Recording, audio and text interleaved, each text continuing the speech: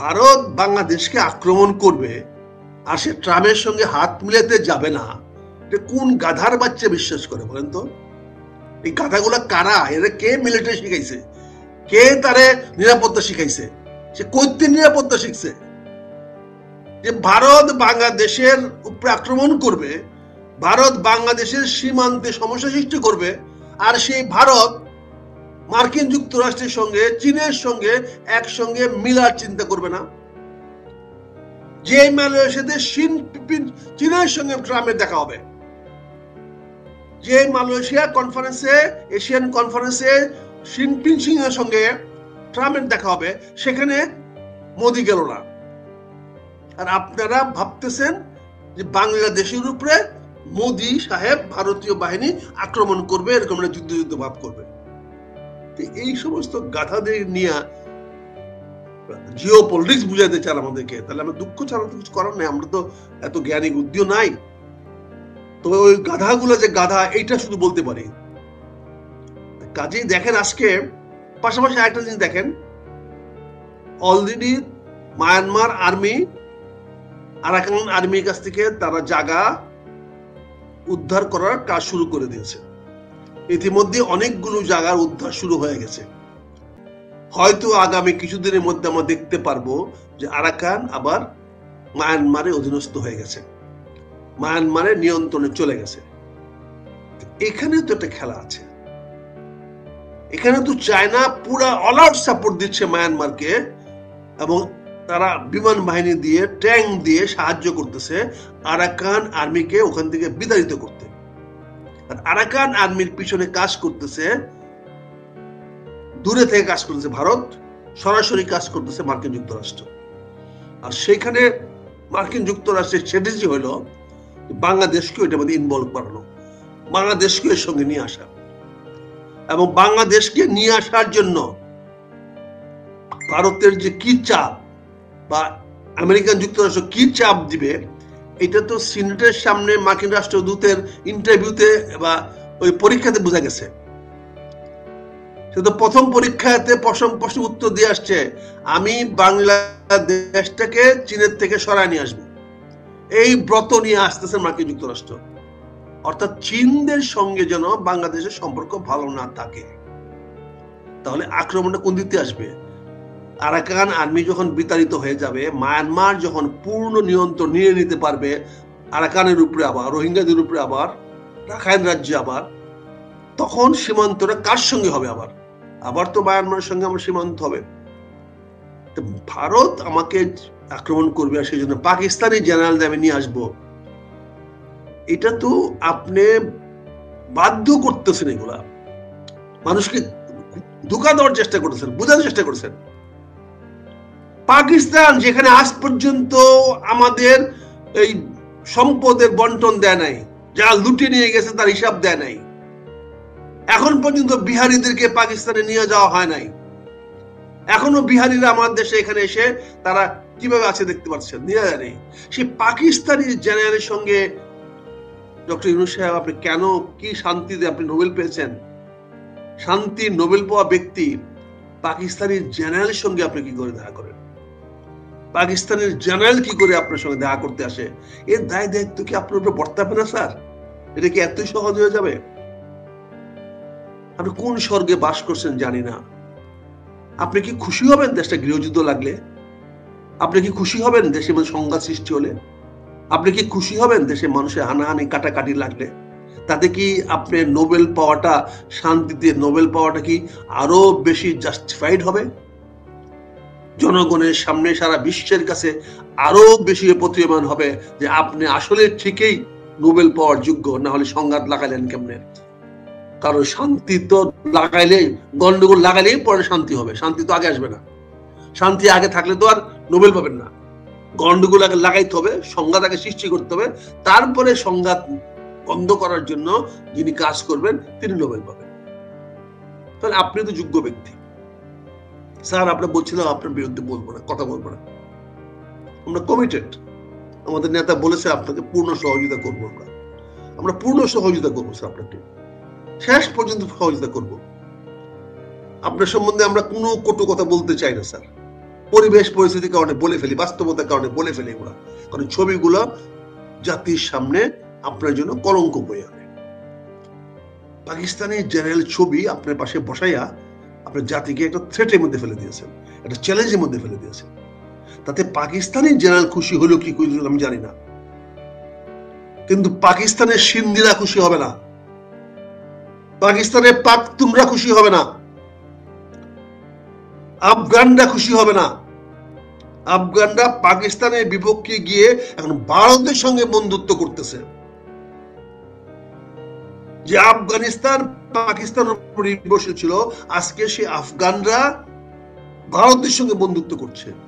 আপনার পাশে পাকিস্তানি জেনারেলকে বসা দেখে পাখতুনরা, পেশোয়ারিরা, এমনকি বেলুচরা খুশি হবে না স্যার। আপনাকে ওদের সামনে ভিলেন বানিয়ে দেওয়া হবে। সিন্ধু প্রদেশের লোকেরা আপনার প্রতি খুশি হবে না স্যার, ওই পাকিস্তানের জেনারেলকে আপনার পাশে দেখে। এটা আপনার ভুল খেলায় খলিল আপনাকে ভুল জায়গায় নিয়ে যাচ্ছে। খলিল সবসময় মনে করে, তার বন্ধু বান্ধব আশেপাশে সবাইকে বলে বেড়ায় যে আপনি জ্ঞান তার চেয়ে বেশি না, আপনি তার চেয়ে বেশি গুণী না, বেশি পারদর্শী না। এটা আমার কথা না, তার আশেপাশে বন্ধুরাই বলে। প্রায় খলিল আক্ষেপ করে ইউনূস সাহেব তো কিছু বুঝে না, ওনাকে বুঝাতে পারে না, ওনার মাথায় তো গিলু নাই। এগুলো আমার কথা না স্যার, এগুলো আমি বলি না স্যার, এগুলো খলিল তার বন্ধুদের সঙ্গে বলে। জিজ্ঞাসা করেন পিনাকিকে, জিজ্ঞাসা করেন, জিজ্ঞাসা করেন ইলিয়াসকে, জিজ্ঞাসা করেন কনক সরোয়ারকে, দেউল সে। কিন্তু আপনি তো তাদের কথা শুনবেন না, আপনি শুনবেন শুধু ভুট্টোর কথা। কাজেই আপনি তো এই আগুন নিয়ে খেলা করতেছেন। আপনার হাতে আছে সময় মাত্র 3 মাস। এই 3 মাসের মধ্যে তো আপনি সমস্ত কিছু লেজে গুবে লাগিয়ে দিচ্ছেন। ভারত, আমি আবারও বলছি, ভারত বাংলাদেশে আক্রমণ করবে না। ভারত বাংলাদেশের সীমান্ত রেখায় কোনো প্রকার সেনা মুভমেন্ট দেখাবে না। যতদিন পর্যন্ত সরকার থাকবে, ভারত তার নিজের স্ট্র্যাটেজিক্যাল কারণে, নিজের জিও পলিটিক্যাল কারণে, নিজের রাজনীতির স্বার্থে, বুদ্ধিতে, মেধাতে তারা বাংলাদেশের সীমান্তে কোনো প্রকার সৈন্য সমাবেশ দেখাবে না। বাংলাদেশের রাজনীতিতে কোনো প্রকার প্রকাশ্যে হস্তক্ষেপ বা গোপনে হস্তক্ষেপ বা যেটা ধরা পড়ে যেতে পারে এরকম হস্তক্ষেপ দেখাবে না। এখানে আওয়ামী লীগ মাটিতে এসে, বাংলাদেশের মাটিতে এসে প্রকাশ্যে বড় কোনো বিরোধ সৃষ্টি করবে না। তারা বড় কোনো মিছিলের ডাক দিবে না, তারা বড় কোনো আন্দোলনের ডাক দিবে না। যা করবে বিচ্ছিন্নভাবে করবে। কারণ আমেরিকা সবাই জানে, ভারত জানে, আওয়ামী লীগ জানে যে ইউনূস সাহেবের সঙ্গে রাজনৈতিক বিরোধ সৃষ্টি হইলে ইউনূস সাহেব শক্তিশালী হবে। কাজেই ভারত এবং আওয়ামী লীগ কখনোই ইউনূস সাহেবের সঙ্গে রাজনৈতিক বিরোধ করতে যাবে না। তারা আবার এইটাও বিশ্বাস করে, যদি ইউনূস সাহেবের সঙ্গে অন্য রাজনৈতিক দলে কোনো বিরোধ সৃষ্টি হয়, বিভেদ সৃষ্টি হয়, বিভক্তি সৃষ্টি হয়, যদি ডক্টর ইউনূস সাহেবের পিছন থেকে যদি বিএনপি সরে যায় বা জামাত সরে যায় বা অন্য রাজনৈতিক দলগুলো সরে যায়, তাহলে ইউনূস সাহেব বাংলাদেশের মাটিতে একদিনও টিকে থাকতে পারবে না। তাতে যে নিম্নচাপ সৃষ্টি হবে, তাতে শূন্যতা সৃষ্টি হবে, তাতেই বাংলাদেশে একটা ভূমিকম্প হয়ে যাবে, তাতে একটা ঘূর্ণিঝড় হয়ে যাবে। সেই ঘূর্ণিঝড়ের মধ্যে কে টিকে থাকবে, কে টিকে থাকবে না, এটা ডিসাইড করতে সময় লাগবে। আওয়ামী লীগ, শেখ হাসিনা সেটা যদি অপেক্ষা করতেছে, ভারত সেটা যদি অপেক্ষা করতেছে, দ্রুত সেই সুযোগটা ভারতকে করে দিচ্ছি।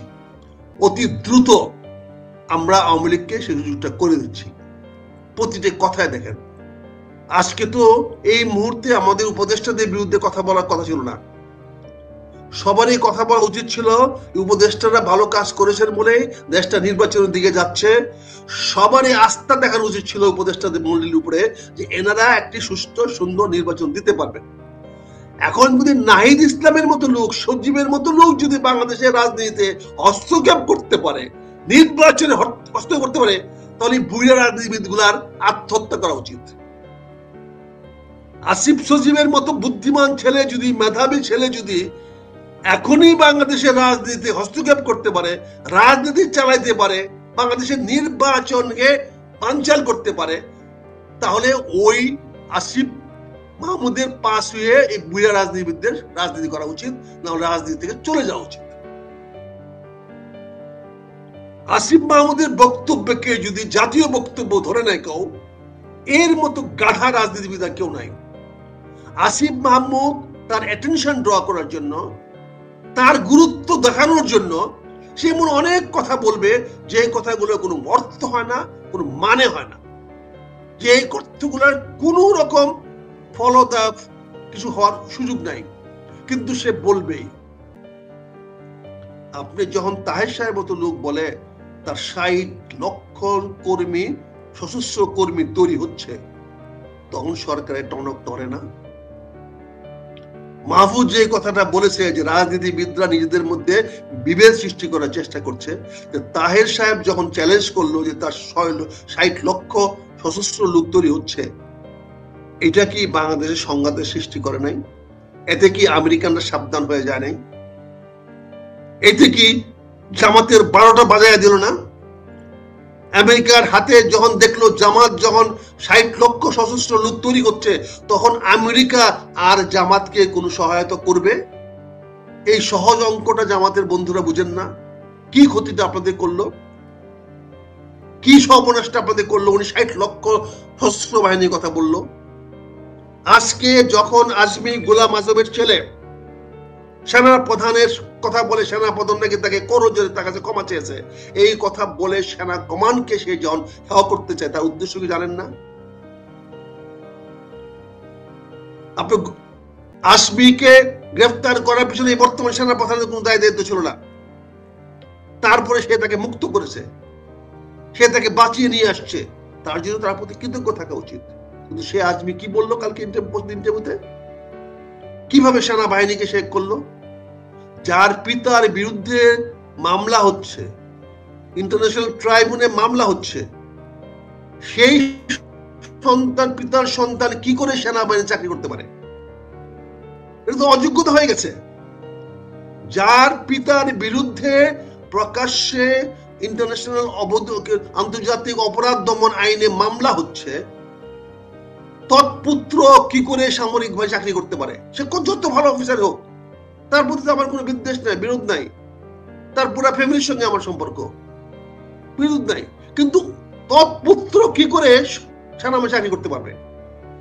এবং তাকে তো বন্দী করতেই হবে, যেহেতু তার পিতার বিরুদ্ধে রাষ্ট্র অভিযোগ এনেছে যে সে আন্তর্জাতিক অপরাধ ট্রাইব্যুনালের আসামি, এবং সে মানবতা বিরোধী অপরাধ, এই ধরনের অপরাধ সে করেছে, হত্যা, লুণ্ঠন, ধর্ষণ ইত্যাদি মামলার সঙ্গে, ইত্যাদি অভিযোগের সঙ্গে জড়িত। তৎপুত্র কি করে সেনাবাহিনীতে কর্ম থাকবে? তাকে বলা হয়েছে, সে রিয়েক্ট করেছে, সেইটার বিরুদ্ধে সে সেনাবাহিনীতে একটা কু করার চেষ্টা করেছে, সেনাবাহিনীতে বিশৃঙ্খলা সৃষ্টি করার চেষ্টা করেছে। তৎকালীন সময়ে তার বিরুদ্ধে ব্যবস্থা নেওয়া হয়েছে, ব্যবস্থা নিয়ে তাকে কারারুদ্ধ করে রাখা হয়েছে। তাকে তো গুম করা হয়নি, খুন করা হয়নি, তার সম্বন্ধে বলা হয়েছে, হ্যাঁ তার প্রতি যথাযথ মর্যাদা দেওয়া হয়নি, ব্যবস্থা নেওয়া হয়নি। সেটা আমরা প্রতিবাদ করেছি, এখনো প্রতিবাদ করছি। তার প্রতি যথাযথ সম্মান দেখানো হয় নাই। কিন্তু সে তো মুক্ত থাকতে পারে না যখন তার পিতার বিরুদ্ধে রাষ্ট্র মামলা করছে। অথচ এই ভদ্রলোক এখন আইসা বাংলাদেশ সেনাবাহিনী সেনা প্রধানের বিরুদ্ধে প্রকাশ্যে বক্তব্য দিচ্ছে। এইটা কি আর্মি ডিসিপ্লিনের এগেইনস্টে যায় না? সে আজকে আল্লাহর কথা বলে, আল্লাহর নির্দেশ মানার জন্য উনি করতেছেন। তো উনার বাবা যে আমাদেরকে হত্যা করেছিল, আল্লাহর নির্দেশ হত্যা করেছিল ৭১ শুনে। তিনি যে পাকিস্তানের পক্ষে যুদ্ধ করেছিলেন আমাদের বিপক্ষে, বাংলাদেশের বিপক্ষে, সেদিন কি তিনি আল্লাহর হুকুমে করেছিলেন সেটা? আল্লাহ কি তাকে হুকুম দিয়েছিল বাংলাদেশের মুসলমানদেরকে মেরে ফেল? সেদিন আল্লাহর হুকুম কোথায় ছিল? উনি আজকে টেলিভিশনে আল্লাহর হুকুম শোনান আমাদেরকে। উনি ইসলামিক রাষ্ট্রের কথা শোনান, উনি যদি আজকে সেনাবাহিনী থাকতো তাহলে বাংলাদেশ সেনাবাহিনী কি অবস্থা হইতো বুঝতে পারেন আজকে। আজকে যে 60 লক্ষ সশস্ত্র বাহিনীর কথা বলা হয়, তার মধ্যে কতজন পুলিশে আছে, বিডিআর আছে, আর্মিতে আছে, বিজেপিতে আছে, র্যাবে আছে আমরা জানি না। এটা হয়তো প্রমাণ হবে যখন বিস্ফোরণ হবে, যখন কেউ বিক্ষোভ নিয়ে বিদ্রোহ নিয়ে বেরিয়ে আসবে, তখন প্রমাণ হবে কতজন বাংলাদেশের পক্ষে, কতজন ওই সশস্ত্র বাহিনীর পক্ষে। এগুলো তো বিপজ্জনক বক্তব্য বলা হচ্ছে, এগুলো আপনারা কেউ কগনিশন নেন না, এগুলো দেখেন না। আপনি সেনা প্রধানকে দুর্বল করা মানে কি? সেনাবাহিনীকে দুর্বল করা।